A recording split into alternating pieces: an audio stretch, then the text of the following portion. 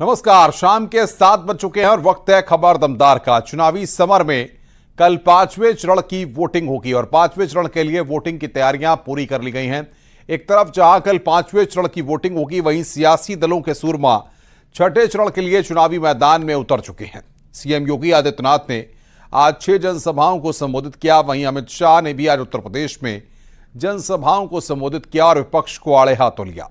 अखिलेश और राहुल की जोड़ी भी आज प्रयागराज में थी, लेकिन भीड़ बेकाबू होने के चलते फूलपुर में जनसभा को संबोधित नहीं कर सके। पाकिस्तानी खुफिया एजेंसी आईएसआई के लिए जासूसी करने वाला गिरफ्तार किया गया है। भारतीय नौसेना में पार्ट टाइम वर्कर का काम करने वाला राम सिंह गिरफ्तार हुआ है। गोरखपुर के राम सिंह को एटीएस मुख्यालय में पूछताछ के बाद गिरफ्तार किया गया है। गोवा शिपयार्ड नेवल बेस में तैनाती के दौरान आईएसआई के हनी ट्रैप में फंसा था राम सिंह ने पाकिस्तानी एजेंट को भारतीय नौसेना के युद्धक जहाजों की फोटो भेजी थी। इसके एवज में राम सिंह के बैंक खातों में काफी रकम जमा करवाई गई थी। पाकिस्तानी एजेंट के कहने पर राम सिंह ने कुछ रकम आईएसआई एजेंटों के बैंक खातों में भी ट्रांसफर की थी। फेसबुक पर कीर्ति नाम की कथित महिला के संपर्क में आया था राम सिंह। गोवा शिपयार्ड में नौसेना के युद्ध जहाज में इंसुलेशन लगाने का काम करता था राम सिंह। गोवा शिपयार्ड में आईएनएस विक्रमादित्य, आईएनएस विक्रांत आदि युद्धक जहाज आते थे। और बातचीत करने के लिए ऋषभ मणि त्रिपाठी हमारे साथ जुड़ रहे हैं, जिन्होंने इस एक्सक्लूसिव खबर को ब्रेक किया है। ऋषभ, किस तरीके से इसकी गिरफ्तारी हुई और कहां तक इसका नेटवर्क फैला हुआ था? गाड़ी तमाम एजेंसीज को मिली थी कि कुछ ऐसे संदिग्ध बैंक खाते थे जिनमें विदेशों से रकम आ रही थी। जब उसकी जांच आगे बढ़ाई गई तब राम सिंह का नाम सामने आया, जो मूल रूप से गोरखपुर के पिपराइच का रहने वाला है और कुछ समय इसने टेम्परेरी वर्कर की तरह काम किया है गोवा नवल शिपयार्ड में। और वहीं पर बताया जाता है कि ये आईएसआई के हनी ट्रैप में फंसा था। फेसबुक के जरिए कीर्ति कुमारी नाम की आईडी थी जिसके ये संपर्क में आया, जो कि एक फेक आईडी थी। वहीं से आईएसआई के हनी ट्रैप में ये फंसा है। उसने वहां पर तमाम युद्धक जहाजों की फोटोग्राफ्स आईएसआई एजेंट्स को भेजे, जिसके एवज में इसको रकम भी मिली है और कुछ रकम को इसने आईएसआई एजेंट्स के बताए हुए लोगों को भी ट्रांसफर की है। ये बात जांच में सामने आई है। बीते 3-4 दिनों से इससे पूछताछ की जा रही थी। अब इसने भी अपना जुर्म कबूल किया, जिसके बाद एटीएस ने इसको मुख्यालय में पूछताछ के बाद गिरफ्तार कर लिया है। और बिल्कुल, बहुत बहुत शुक्रिया आपका हमारे साथ जुड़ने के लिए और बातचीत करने के लिए।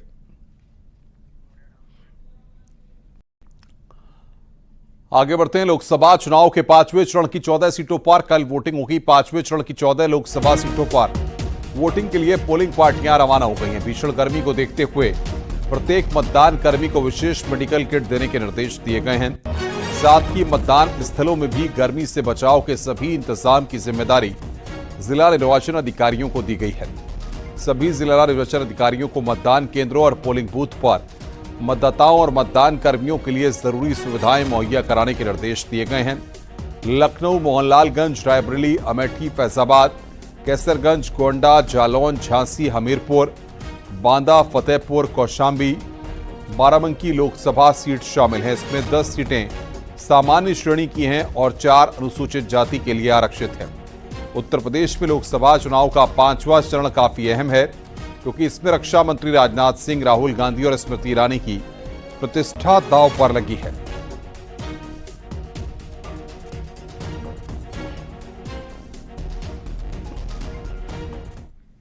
जैसा कि आप जानते हैं, कल 20 मई को उत्तर प्रदेश में लोकसभा निर्वाचन 2024 के 5वें चरण में मतदान होगा। इस 5वें चरण में उत्तर प्रदेश में 14 लोकसभा निर्वाचन क्षेत्रों में वोट पड़ेंगे। ये कल पहले 4 चरणों की भांति मतदान प्रातः काल 7 बजे से शुरू हो जाएगा और सायंकाल 6 बजे तक मतदान चलेगा। जो भी मतदाता सायं 6 बजे मतदाता क्यू में लगे होंगे, पंक्ति में खड़े होंगे पोलिंग बूथ्स पे, उनको वोट डालने दिया जाएगा 6 बजे के बाद भी। छठे चरण के लिए सीएम योगी आदित्यनाथ धुआंधार प्रचार कर रहे हैं। सीएम योगी ने आज ताबड़तोड़ 6 जनसभाओं को संबोधित किया। आजमगढ़, लालगंज, जौनपुर, प्रतापगढ़, फूलपुर और इलाहाबाद लोकसभा सीट पर बीजेपी प्रत्याशियों के पक्ष में चुनाव प्रचार किया। विपक्ष पर निशाना साधते हुए सीएम योगी ने कहा कि यह चुनाव राम भक्त और रामद्रोही के बीच है। समाजवादी सरकार में राम भक्तों पर गोली चलाई गई, जबकि बीजेपी सरकार में भव्य राम मंदिर का निर्माण हुआ।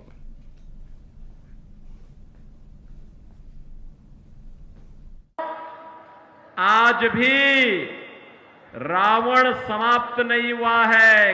कांग्रेस और समाजवादी पार्टी के रूप में उसका चिन्ह आज भी मौजूद है। आप मुझे बताओ, इनके कारनामे तो रावण जैसे ही है। आप सोचो, कांग्रेस ने अपने समय में क्या कहा राम हुए ही नहीं। इनके एक बुद्धिदाता कहते हैं, क्या कहते हैं? कहते राम का मंदिर भारत में नहीं बनना चाहिए। और समाजवादी पार्टी तो उससे भी 2 कदम आगे, राम भक्तों पर तो गोली चलाई थी।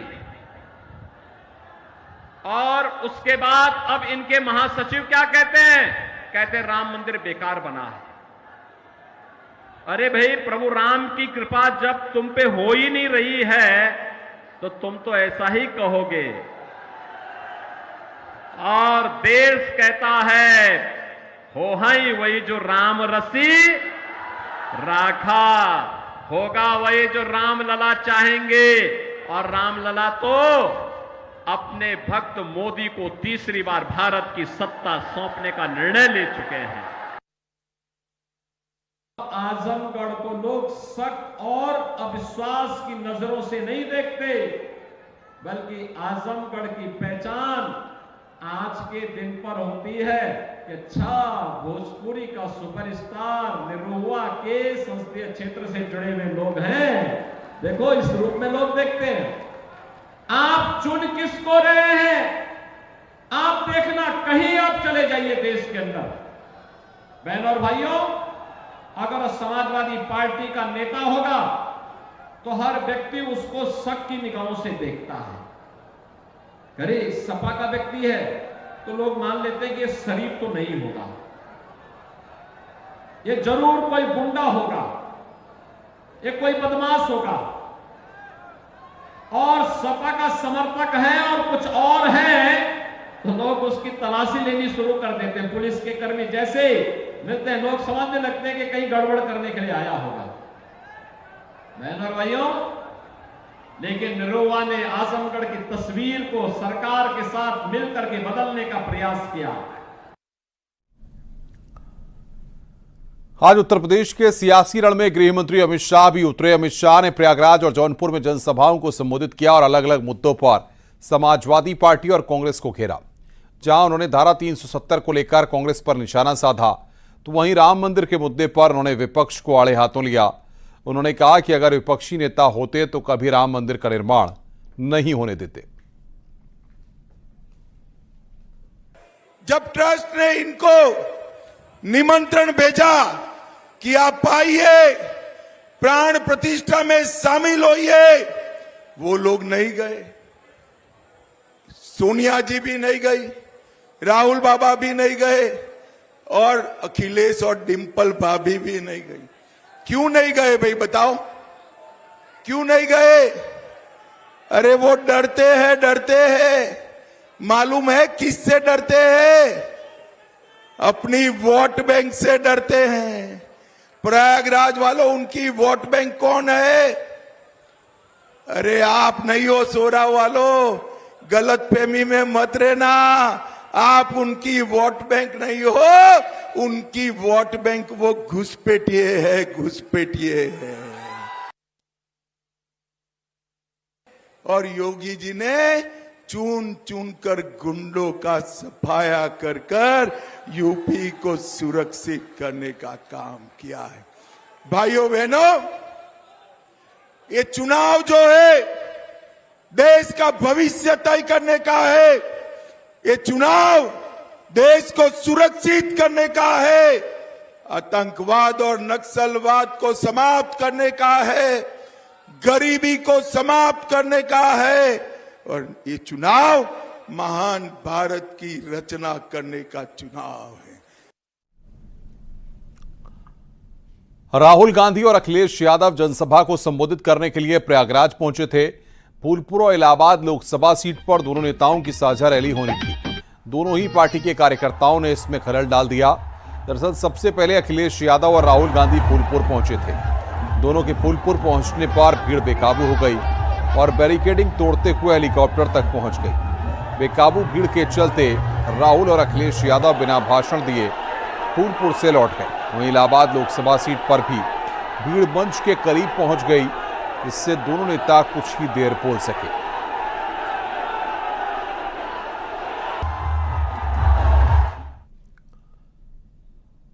वहीं राहुल गांधी और अखिलेश यादव के बिना भाषण दिए लौटने पर सीएम योगी ने तंज किया है।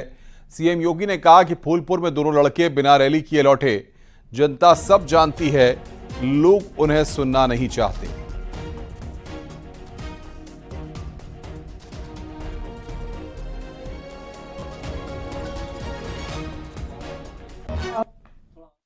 चुनाव की राजनीति से छुट्टी।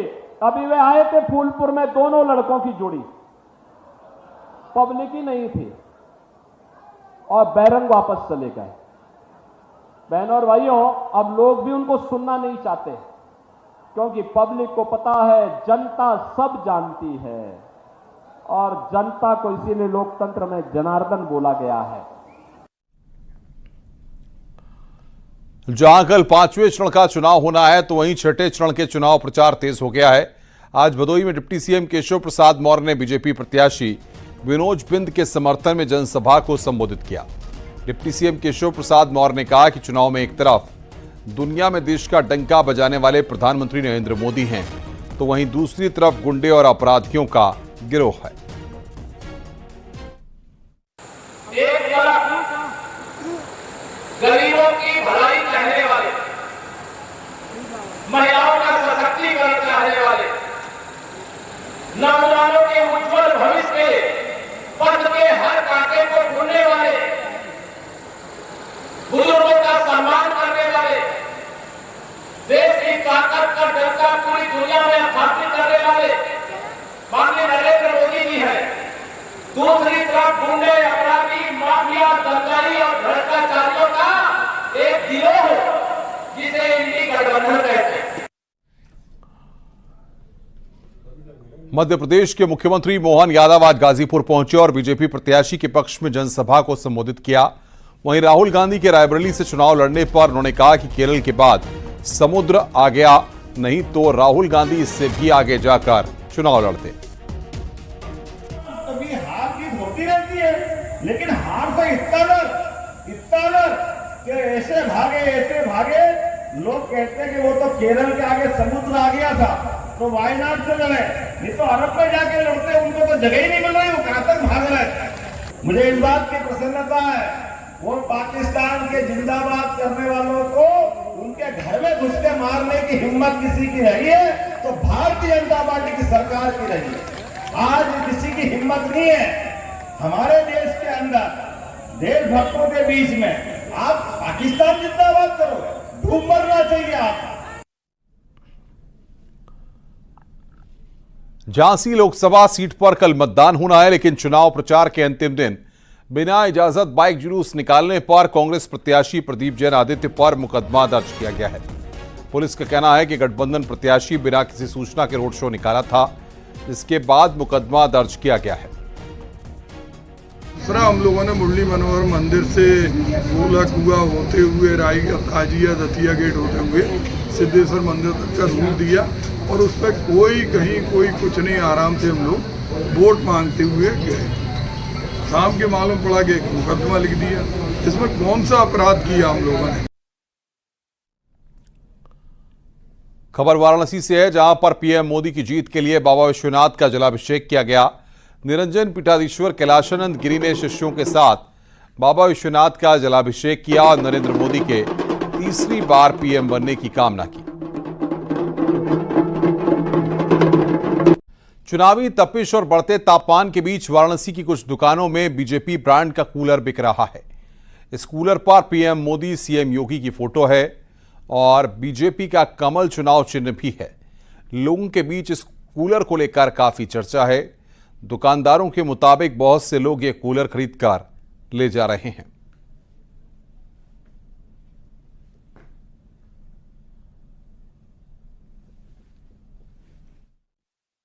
तो बैठे बैठे दिमाग में ख्याल आया, भाई मोदी जी का तो इस समय चल रहा है पॉपुलरिटी क्रेज, तो बैठे बैठे बना दिया। और बनाने से उसका रिस्पांस भी मिला, कस्टमर आ रहे हैं, पूछ रहे हैं, लेके जा रहे हैं, अच्छा रिस्पांस मिला, व्यापार बहुत अच्छा हो रहा है।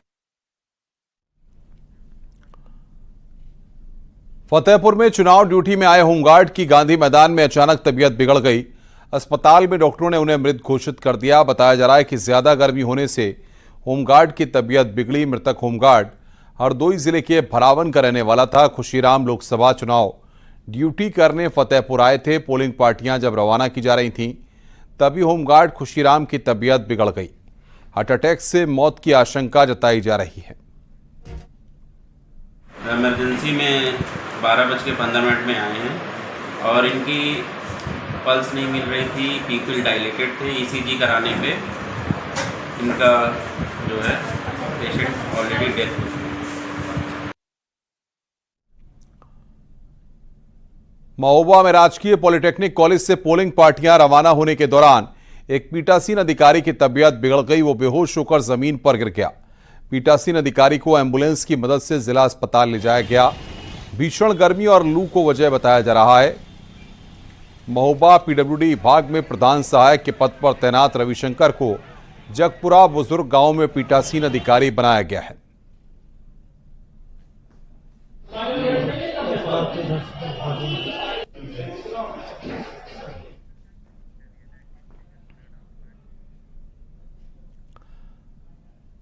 कान्हा की नगरी मथुरा में मोहिनी एकादशी पर भारी भीड़ उमड़ी। बांके बिहारी के दर्शन के लिए लाखों भक्त पहुंचे। श्रद्धालुओं की वजह से प्रशासन के तमाम इंतजाम चौपट हो गए।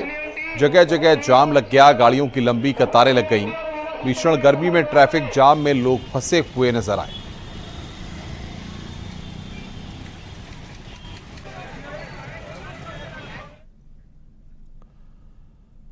खबर मिर्जापुर से है, जहां पर मुन्ना मौर्य हत्याकांड का पुलिस ने खुलासा कर दिया है। पुलिस ने इस मामले में 2 आरोपी दिनेश मौर्य और गणेश बिंद को गिरफ्तार किया है। पुलिस के मुताबिक आरोपी दिनेश मौर्य मृतक मुन्ना मौर्य की पत्नी से एक तरफा प्यार करता था। साथ ही मुन्ना की जमीन पर भी उसकी नजर थी, इसलिए दिनेश मौर्य ने अपने साथी गणेश बिंद के साथ मिलकर इस वारदात को अंजाम दिया। आरोपियों की निशानदेही पर घटना में इस्तेमाल आलाकत लोहे का रॉड और ईंट का टुकड़ा बरामद किया गया है। 15 मई को केस दर्ज हुआ था।